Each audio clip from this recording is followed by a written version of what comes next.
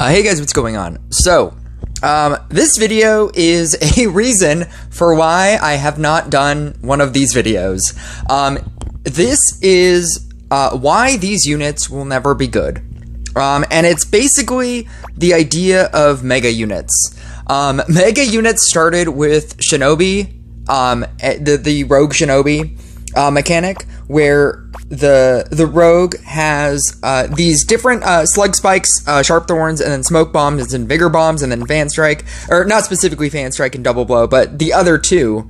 And then if you have a Shinobi on the field, it does both things, and it's a mega unit. It's a mega unit that does all the things that the individual regular versions of the units that you spawn in will do, but it does both of them. And so there is always a 15% chance of the Shinobi or the mega unit appearing. And so what ends up happening is you don't really want, knowing that there is a mega unit that will do both, you don't really want to build up regular versions of that unit that can only do half of the thing. And so Rogue Shinobi was like the first kind of unit that had that mechanic. And then Archer and Sentry are the two newest ones. And I want to like explain why this is, it's just so much better to have the mega unit on the field. But the problem is a 15% chance is not very high. So for the Archer, it's going to be the Ranger that will have the arrows and the jagged tip always active. And then for the Sentry, you get the Ballista, wherever my Sentry is. There we go. For the Sentry, you have a 20% chance that a Ballista will appear on the field. I'm going to go into more testing on Ballista, or on Sentry, but for the purposes of this video, I am going to show you an Archer match where I think it's the best version of like an Archer kind of deck, and it's still not great. And if you are a Crystalmancer fan, here is my minimal praise that I will give on Crystalmancer. Crystalmancer has the same mechanic on the Crystal Arcanist, where you actually want the mega unit. The mega unit is will be like the what is it called? It's a crystal. The wording on Crystal Arcanist, it's like a Crystalmancer with a crystal is not a Crystal Arcanist, but when you merge a Crystalmancer with a crystal into a corner, it becomes a Crystal Arcanist. That's how that works. When you the mechanic for getting a Crystal Arcanist is much easier for two reasons. One, not only is the chance higher at 35% chance, but the chance, you can also use Crystal Connection, so that the chance for a mage to appear with a crystal goes up by 35% again. And so that's why you're able to get them as often as you are, when you are running a Crystal Arcanist deck, which is what you should be. But that mechanic of not only being higher, but also having a secondary thing that makes it even higher is obviously going to be much better than the 15% chance that you're getting with Archer, the 20% chance that you're getting with Sentry, and the 15% chance that you're getting with the Rogue Shinobi. I think this is the best version of an Archer deck. I have tried Poisonous Arrow. I have not tried Poisonous Arrow with Banshee, if that is your next question. It might be good, but I don't think it's going to be better than Earth Elemental.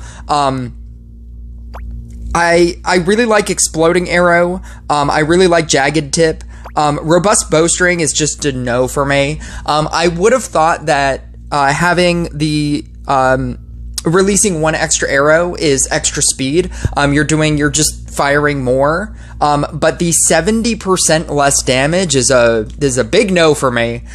So use Jagged Tip. And then I have tried Hawk Hunting, but I do like Mark of the Hawk better because what you're trying to kill are bosses. You have to nuke down bosses, and even with Mark of the Hawk, it is very difficult to nuke down bosses because Archer just doesn't have a lot of damage to begin with. But if you are going to kill a boss, you are going to kill a boss with this thing. And if you can kill a boss, then you're going to kill waves. That's basically how that works. The Hawk Hunting will help you with waves, but I do think that Mark of the Hawk is probably just better. Essentially what this is I'm just copying archers as much as I can, and then I'm saving. My attempt is that I'm saving the rangers and eating everything else. In this gameplay, I do get 2 high level in the center where the my growth tile is. I do get 2 very high level regular archers, but everything else basically is a ranger, and I think that Sharpened Spear makes it easier. The only specific reason why I even have Harlequin in the deck is just to get more archers, so that I can mitigate that 15% chance. And then you just end up having to eat them. You just end up having to eat like a bunch of things that you're Harlequining, and you're just wasting everything. The idea of not having a specific unit on the field that you want is the biggest downfall of why these decks will never be good. The consistency that Crystalmancer has with not only a 35% chance, but an additional 35% chance either with Crystal Arcanist or the guaranteed chance with the High Arcanist is just going to make it better.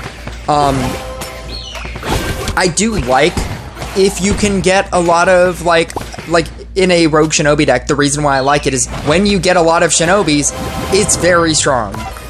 With this deck, I'm not going to say it's very strong, but like when you get a lot of Rangers, it's very cool. And then like with Sentry, when you get a lot of Ballistas, like it's a very cool looking deck.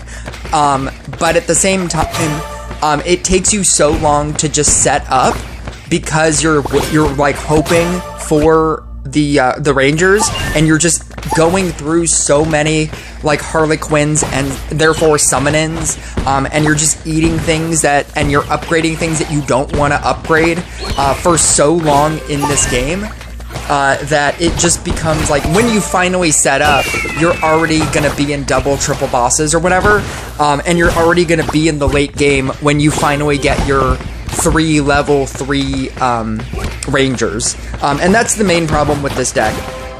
I think it's mitigated with Sharpened Spear, because you can have a Sharpened Spear on each lane, and then it just covers the whole board. That makes that easier. You can theoretically probably run Enchant Sword instead of the Night Statue. I think the Night Statue is better because it gives you increased damage as well, because obviously you're going to need an increase in damage, or an increased damage mechanic. I don't think that just running like a Chemist or a Trapper in that, or I guess I am running a Trapper, but I don't think just running a Chemist and a Trapper or something to that effect is going to work. You need to increase your actual base damage. I'm running Gadget. This is a level 20 gadget, so I have the maximum effect of a gadget, and I also have triple Forest Faction counterspells, which is why I'm able to run this deck at all. I don't think J is better, because if you run J, the idea that you're gonna get a Ranger on a J tile is insanity. You might eventually, in the same way that I might eventually get a Ranger on one of these growth tiles, but as you can see for most of this game, that's incredibly difficult to do. It's incredibly difficult to summon in a Ranger. It's incredibly difficult to get it into a specific place. I tried running this as like a Portal Keeper type deck. I used to run Shinobi, how I used to run, I basically used to take out Blade Dancer in my Blooming Dash Blade Dancer deck and run it as a Shinobi deck. That's an idea, because then with Shinobi, or with Blooming Dash Blade Dancer, you already have the Night Statue and you already have the Night Statue, as well as, oh my god, you already have the Night Statue as well as the Portal Keeper in the deck already, and then you have the Harlequin, so that's an option. It's just a very difficult deck to run. Anytime they do these like mega unit mechanics, I always really like it because it's obviously really cool to get the Mega unit, the unit that does both things. It looks really cool. You'll see in like, I don't know, like I fully set this up, and like round 20, like between 20 and 25, it starts to look really cool. Like it looks really powerful, but like you'll see the damage. And even though I'm firing as fast as I can with Gadget, with Spear, cleansing with Forest Faction counterspells, using both sides of the Archer talents, it's not great.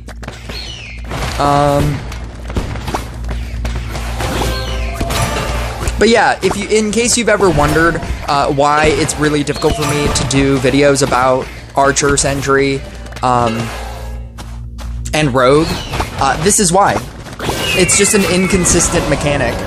I once played against a person in PvP, and they were playing a Shinobi-based deck, and within their first, within the first round, they had already gotten 6 Shinobis. It was absolute insanity.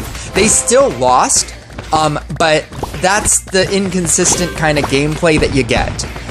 Sometimes you'll just summon in a bunch of Rangers, or you'll get a bunch of Shinobis, but if you don't, it can get really bad. And if you ever want to see like what really bad looks like, I have a video on this channel titled "This Video Ends When I Get a Shinobi." It can be really, really bad. But thank you guys for watching. Make sure to like and subscribe. And if you do want me to, like, I don't know, explain this more, I feel like that's pretty much it. In terms of Rogue, Shinobi, and Sentry. But if you want me to explain this further, let me know in the comments. If you get this and understand why this is bad, I guess let me know in the comments and that you understand that. But yeah, I'll catch you guys next video.